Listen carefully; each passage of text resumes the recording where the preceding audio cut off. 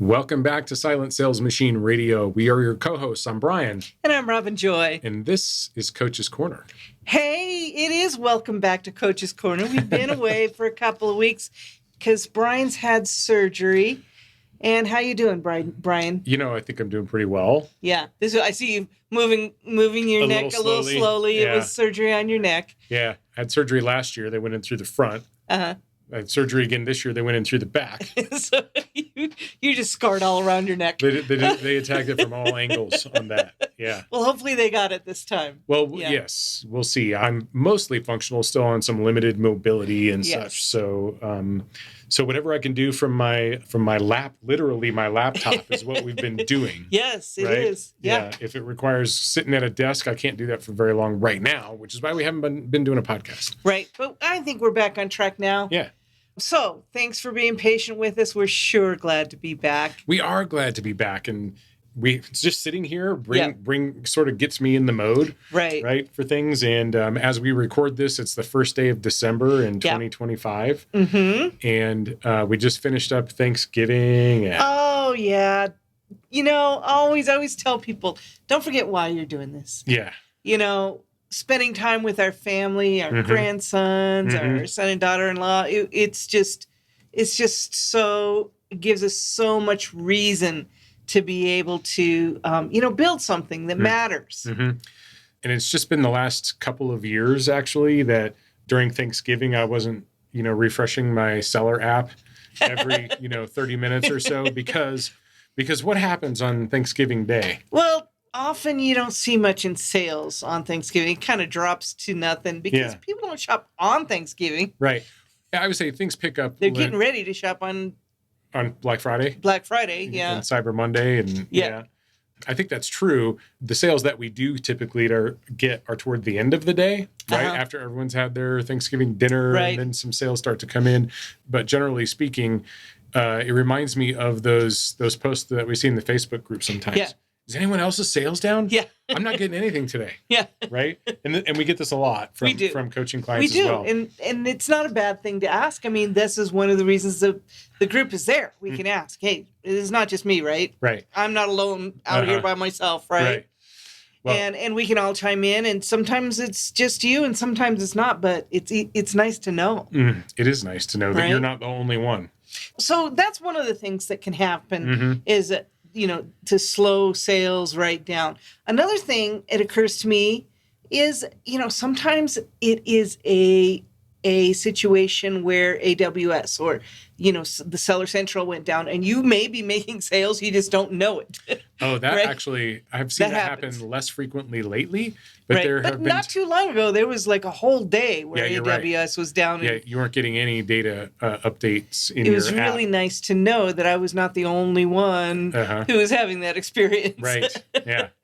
Yeah. Well, what other things can make you feel like your sales are way down? Or well, that was kind of the first part of what we wanted to dive into today. Was that question we get like, I was doing really good, and all of a sudden sales just stopped. Yeah. Like, what's going on? Yeah. Could be a lot of things. First question is it a holiday? Because that's usually the number one reason that and whether it's Thanksgiving Day or December 20 whatever, through about the 1st of January, 2nd of January, sometime in there, expect to see really low sales as well, right? Because you might be sold out of a lot of things. Well, that's one good reason. People aren't shopping as much on those days. And that's the other realistic reason, is that people are not. They're spending time with their loved ones and their family and friends, and not that family and friends aren't loved ones. Didn't mean to separate them like their that. Their loved ones and their family and friends.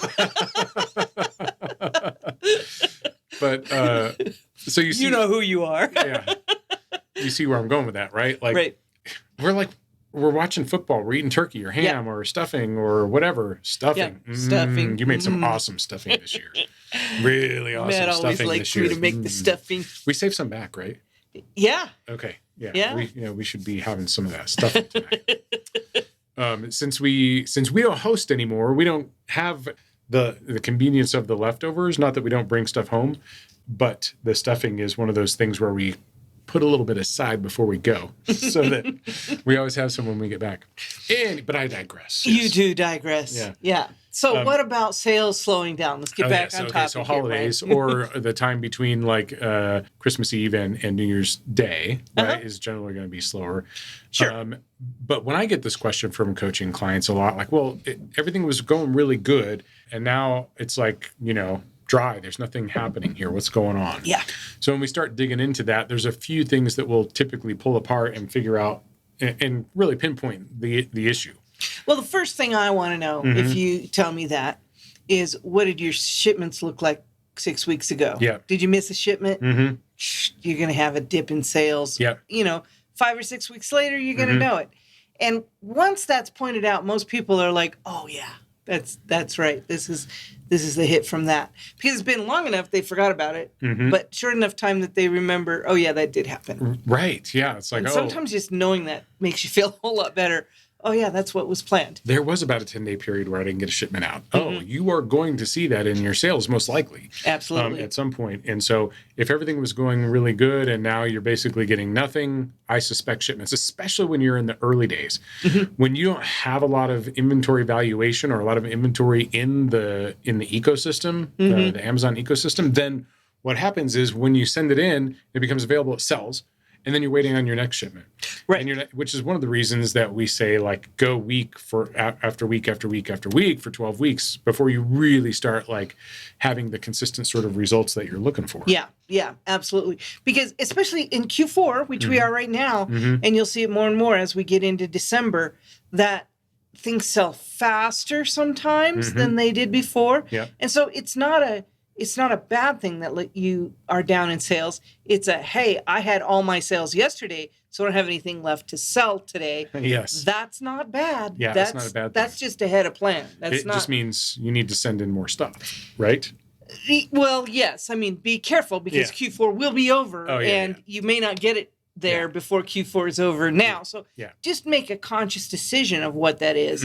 But I hate for people to look at that as a bad thing because I'm not making sales today when I was planning on selling 5 yesterday and 5 today, and really I sold 10 yesterday. Yeah. That's a good thing. You're ahead of plan. Let's go. Right. I mean, if the way that we're stacking the system up here, or the way we're putting in inventory, was we're trying to smooth out those peaks and valleys with weekly shipments, right? So that you get regular weekly performance, and that will eventually turn it.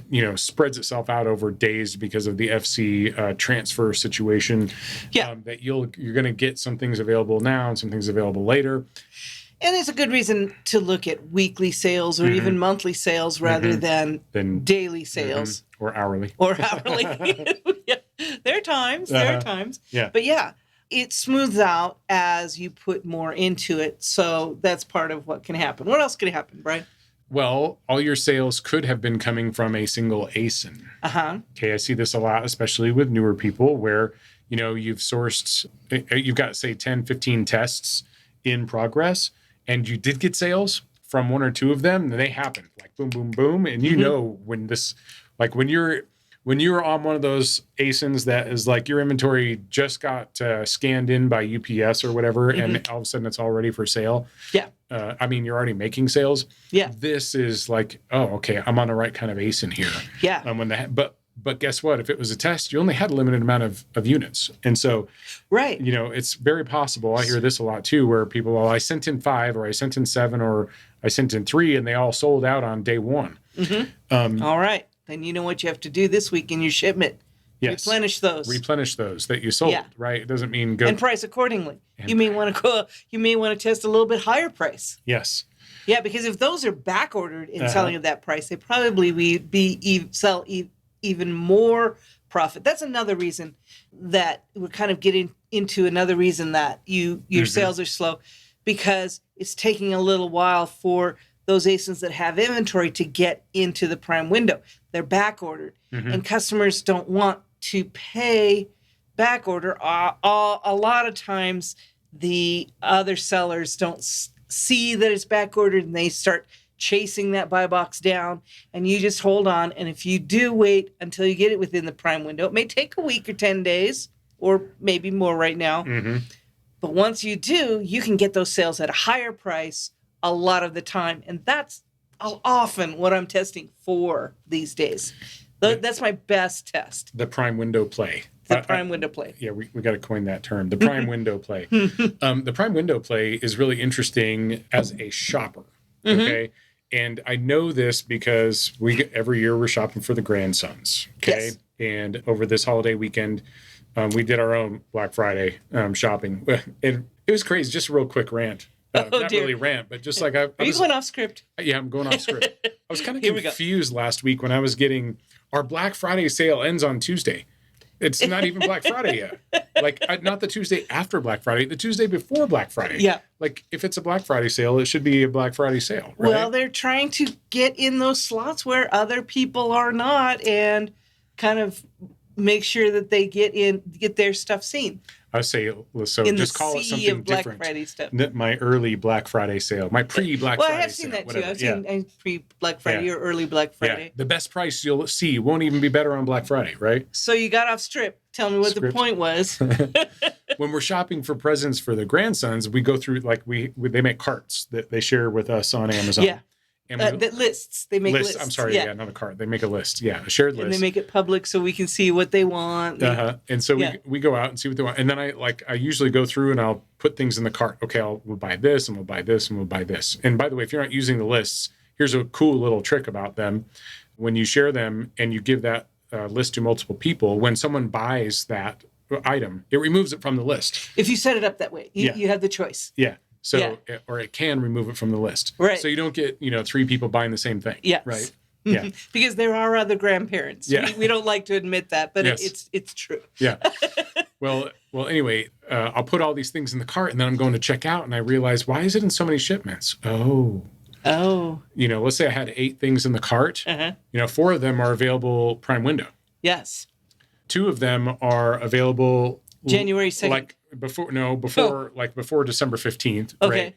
And the other 2 are some long window of potential availability, right? December 15th, January 10 3rd. to 15 days. Or something like 12 that. 12 to 30 days. Yeah. And as a holiday shopper, you notice these things because you're very conscious of the time. And you go, nope, let me go find something else. But I can guarantee you that it doesn't have to be a holiday for people to look at that. They see that all the time.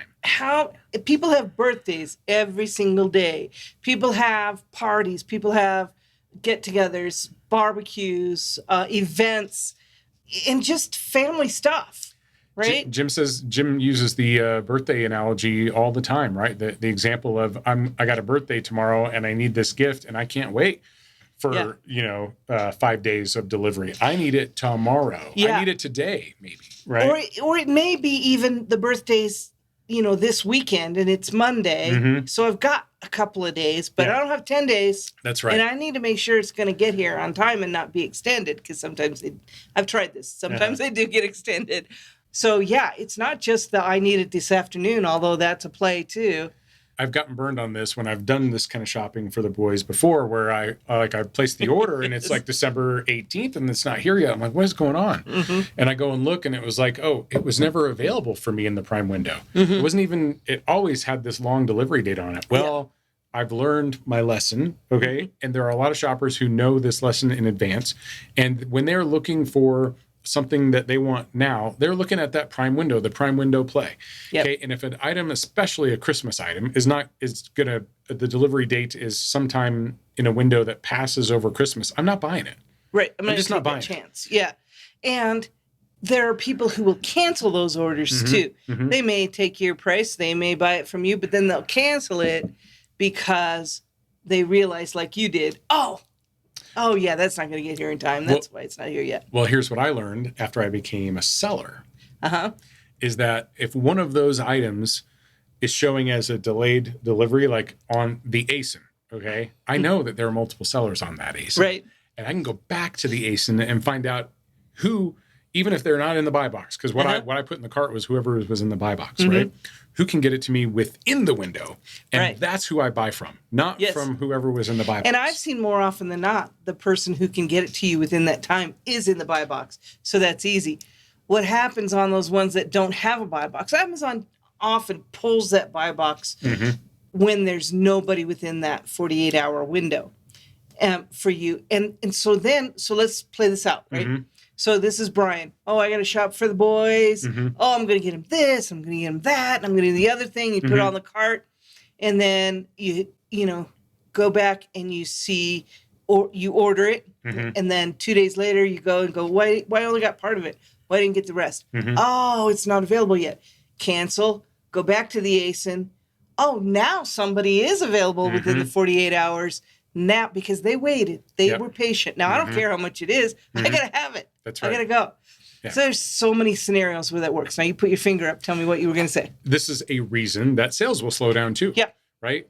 All of a sudden, none of your inventory is in the prime window. And nobody's on the listing is in the prime window, or someone else came into the prime window and you're not quite there yet. Right? This is another reason why you could be selling consistently for 3, 4, 5 days on a particular product. If you've got plenty of inventory, or you're even selling one a day and all of a sudden that stops.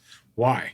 Go check that listing, and you're only going to be able to see it for yourself, for your own zip code, or from wherever your own region is. But there's a good chance that your item is not available. And if you go into Seller Central and look at your inventory and look at the specifically available column, not FC transfer, not customer order, right? Available on hand. On some screens it says on hand. If that's 0, then that is a great reason that you're not getting a sale. Yeah. No matter how, and don't go lower your price to get a sale. Just hang on a minute and you will get the price that you need. It's not worth it to you if you can't get a profit. Hold out for the profit, test the profit. If it sells at the profit, replenish. If it doesn't sell at a profit, then get your, liquidate, get your money back and go put it on some other ASIN that you're testing. Not all of the tests. Here's a secret. Here's a secret. Yeah. If I test something, I don't know what the result is going to be. Otherwise, I wouldn't need to test it. Not every test is going to be replenishable. Yep. What I like to do is let the test tell me whether I should replenish or not. It's my little secret. So you're working from data points, not hope. Yes, and not from emotion. Yeah, emotion. Yeah. But I mean, even still, you don't know before you send it in if it's going to be profitable or not. And you don't know what price you can sell it at either. Many, many times that buy box that you see is much lower than a buy box that somebody else is seeing. You got no way of knowing that until you test it. That multidimensional buy box is one of the hardest things for people to grasp. It is hard because traditional sourcers, people who do this, kind of the old school way, like we did when we first started, before there were 200 warehouses or so across the United States, it worked differently. That was not what we saw, was what everybody saw. And trying to get past that in my head is not easy. It's not easy. But you know how I got past it? I saw it happen in my business. Experience it. And over and over. And I'm seeing it happen in other people's businesses over and over and over. And if you can let yourself, don't test don't test just one ASIN. Test several ASINs, because many of those are not going to pass the test. Great, you're not going to lose any money, but you're going to get a lot of information. And the ones that do pass the test, you get to replenish at a profit, at a better profit maybe than you thought you could get. Another reason that your sales could slow down or stop for a while, a day or two or whatever, is that you maybe are in the prime window, but your price is higher than someone else's. And that doesn't mean lower your price. No. It means just wait, right? Show some patience on this, because let me just make my point here, and then I'll turn it over to you, is that specifically for our business and kind of the way that we coach people is we're not looking for a handful of ASINs that we can sell hundreds of units of. We're looking for hundreds of ASINs that we can sell a handful of units on, right? Yes. Diversification, maximizing profit, right? Lowering our risk, right? There's a lot of good reasons for that. And so if I happen to be in the prime window and I was getting my price for a day or two, and all of a sudden it stops for 3 days, it could be because someone else put a lower price in there and Amazon gave them the buy box, or not, right? And I might have to wait a few days for myself. That's sort of baked into what we do here. Right. So you say price accordingly. Okay. Let's say this scenario. I've had this question before. Well, I can only get 6 at a time off the shelf where I'm, shopping at Walmart and they only have 6 at a time. That's all I can sell. What do you say? Then I buy 6. Price accordingly. Price accordingly. Yeah. Price accordingly. So price so that it will sell only 6 during that period. Yeah. Right? Yeah. So every time I have a shipment, I can get 6. Then I'm going to price where I only sell 5 or 6 a week. If I'm setting a shipment every week. Yes. Right? Yeah. If I price where I'm selling 20 a week, then I'm going to sell all those and then at a lower price, and then I won't have made as much profit I have, and I don't have anything to replenish with. So this can work even if you do have plenty to get. You're pricing at the price you need for profit. Why would you do this if you weren't making a profit? Why would you replenish if you didn't make a profit? Well, there's, we've made the case before about why you can do that break even. It helps your systems and your people and all that kind of stuff. Yeah. That is true. Break even can be a good deal. And maybe you're trying to get more options available to you, right? Yeah. But I'm trying to get to the point where we flip that. So then on the other side of that is we've priced accordingly. We only expected to sell 5 or 6 this month, maybe. Yeah. And so that means I'm not going to sell one every day. I'm going to sell maybe one every week. Yeah. And when those sales aren't coming, all I have to do is get more ASINs that sell 5 a month. That's right. And then I will have sales every day. And then I build that and I will have, then I go to my $100 in sales and my $1,000 in sales every day. Yeah. So the prime window play, the nuance of this prime window is just started sort of becoming a thing when I was first getting started before you joined in the business. And I remember taking Rudy, the dog, outside to the dog park. And I would be... Rudy. I miss Rudy. I know. I'd be looking at the 10 or 15 ASINs that I had in stock, not a lot. And I was like, I'm not selling anything. I would pull up my Seller Central app or my, Amazon Seller app. And I would look in there and go, why am I not selling anything? And there would be an item that would say I had, I sent it in and I knew I was trying to sell it for $25 and I'm not selling.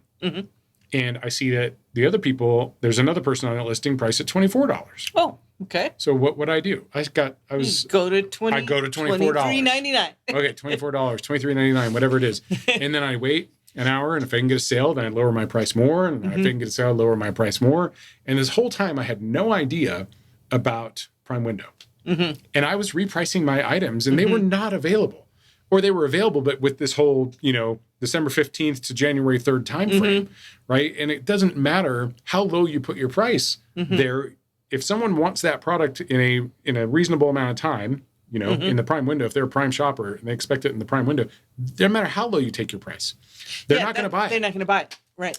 And there's a double whammy here on this that you brought up in some topic we were talking about recently, which is you think that when you're getting super aggressive on your price because you want to make sales, that this is going to have an impact on your financials right away.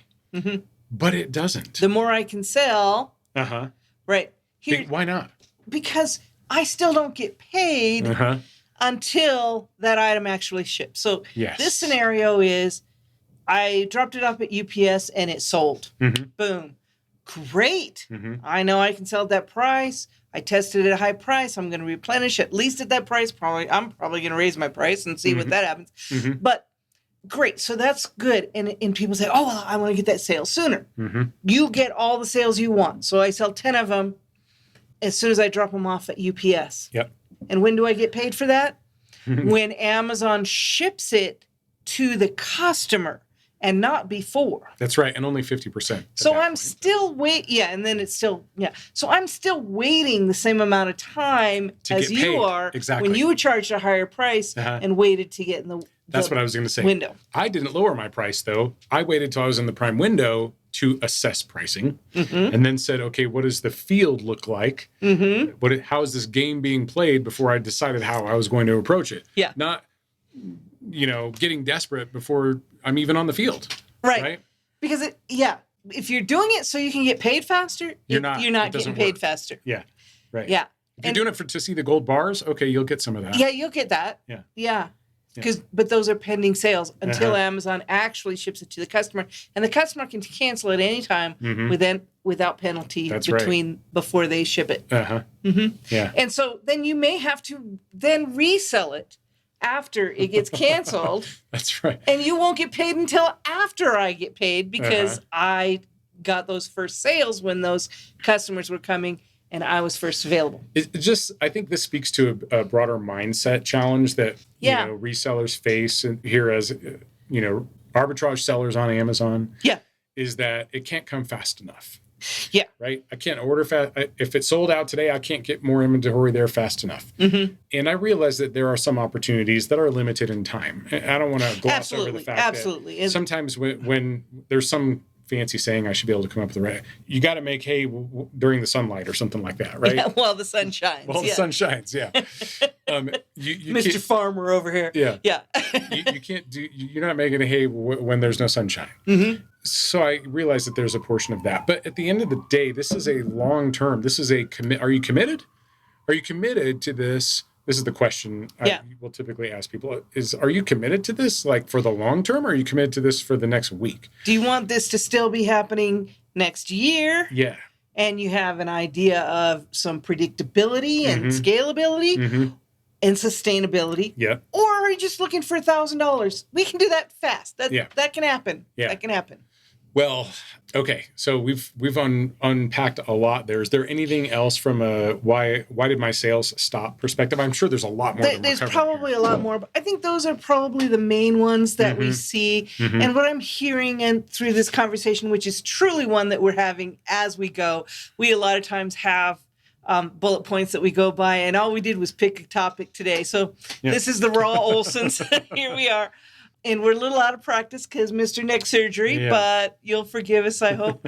But yeah, these are the main ones that we see. And what I'm seeing is, we can get scared and say, oh, my sales are wrong. Or we can realize that most of the time when sales drop, there's a good reason for it. There's perfectly explainable reason for it. And if nothing else, we can learn from it and gauge how things are going. The more experience we get in how things go over time, the easier it's going to be to take these things, the less we're going to care. And the more, what makes it so when you are, let's see if I can get this out. What do you do if your sales are slow and you realized that it was just because you ran out of inventory? Test more ASINs. Test more ASINs. Is that where you were going with this? Trying to get there. Okay. Yes. Thank you for saving me. But you guys know the answer, right? Oh. Test more ASINs. If I have 100 ASINs testing at a time, if I have 100 ASINs replenishing at a time, and 5-10 ASINs testing every single week, and one of them stops selling, the rest are not going to stop selling. I just don't have enough tested and replenishing yet. So interesting that you went there. That doesn't mean we're done, right? Do you have more to say, dear? All right, please continue. I just had one more topic that came up, and it's one of these that we turn it upside down as one of those things that I know. Did I mention we don't have a script today? We're just... Yeah. Turn it upside down is like just flip the script on it, and whatever everyone else is doing or whatever the prevailing thought is, be the contrarian here and think about how can I use this in my favor. It's one of the most challenging things to do, especially if you're like me and your mind was like always looking at the reasons why not, the reasons why not, the reasons why not. I'm looking for reasons why not. And I was reviewing an ASIN, potential ASIN with someone who sent me the screenshot of the Keep It chart, and they're like, oh, I really like this one, but there's too many sellers on it. Okay. And I was like, too many sellers? What's too many sellers? How many is too many? We're asking the wrong question. Yeah. Right? I don't know that there certainly are cases where too many sellers exist. And this is when all the profit gets taken out of an ASIN, and then there's the race to the bottom. And then. But it's only one of the things that can happen. And you don't want to miss it just because you're assuming that's what's going to happen. But the way I was trying to find the upside in that situation. Yes, it was an ASIN that had, like 48 offers on it. Okay. 48 offers. Okay. Unless that ASIN is selling 10, 15, 20,000 units a month, that could be too many. Who knows? Like, there's no math that says this is exactly how many offers should be on a listing. Guess how we find that out? We test.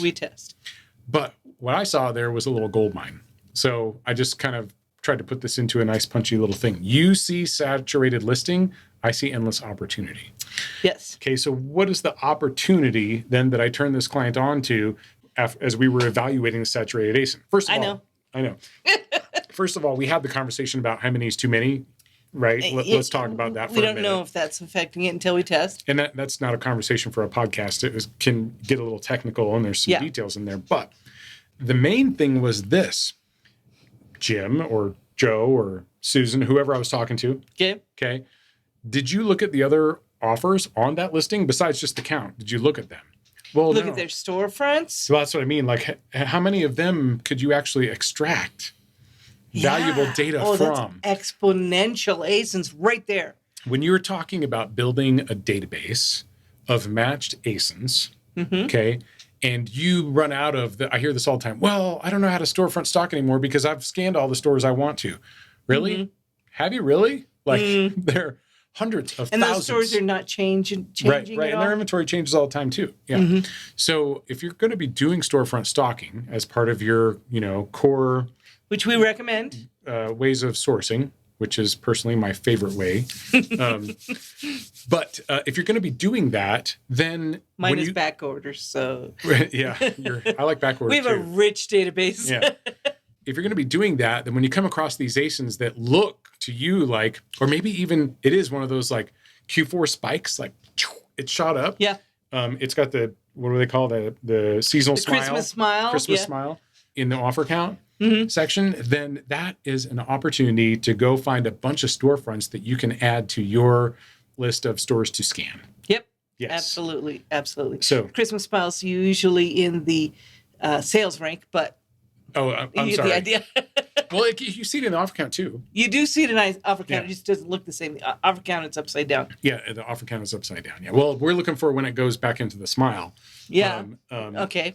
As if we were timing the market, that would be a play for us to do, right? Well, I think there's a whole podcast on that. I think we should visit that again. Okay. Which one? The offer count?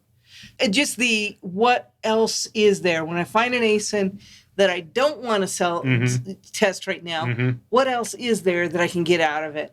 And that's one of the best ones is that if it's because of sellers, then that's that many more storefronts that you have to look at, and each of them have many, maybe hundreds of ASINs, and each of them have other sellers on those same ASINs, and and it just goes and goes and goes. That play can go a long, long time.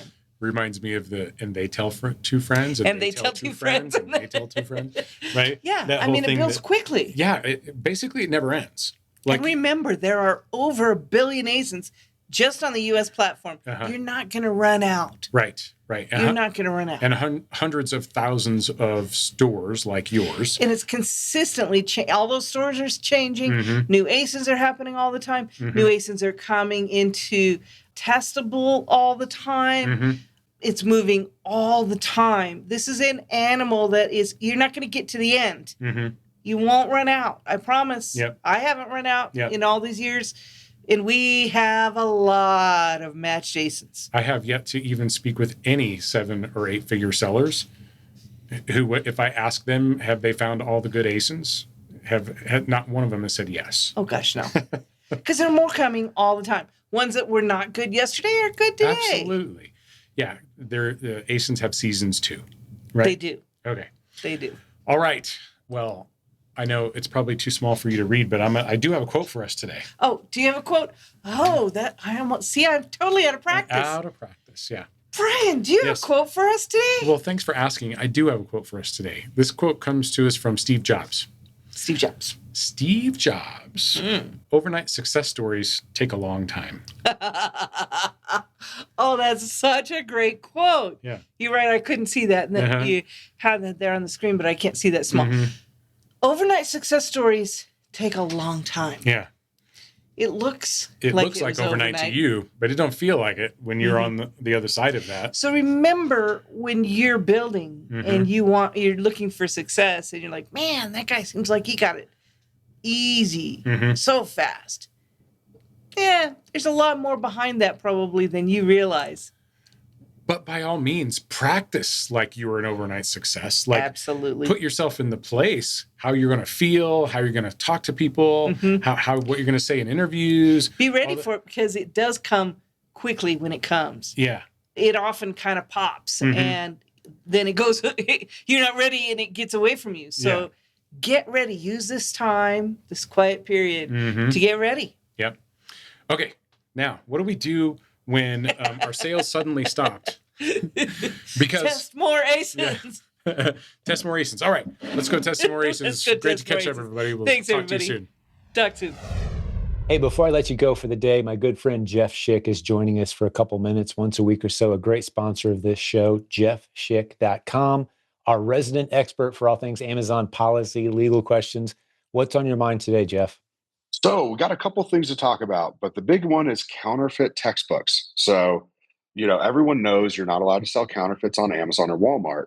But what people don't think about is that they forget about is that old phrase that if it seems too good to be true, it probably is. And that really applies to textbooks as well. So we are seeing a rise of criminal enterprises based in Pakistan and India that are selling counterfeit textbooks to unsuspecting Amazon sellers in the United States.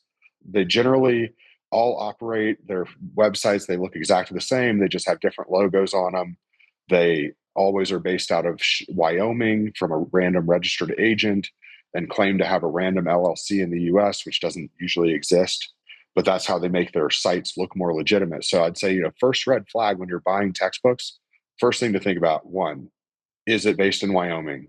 If it's based in Wyoming, you've got to be extra cautious. Same goes for any of the other states that are known for, having lots of registered agents. So there's, Wyoming, South Dakota, Nevada, Delaware. Those would be like the big ones that you would have to be, that you want to just stop and play it safe.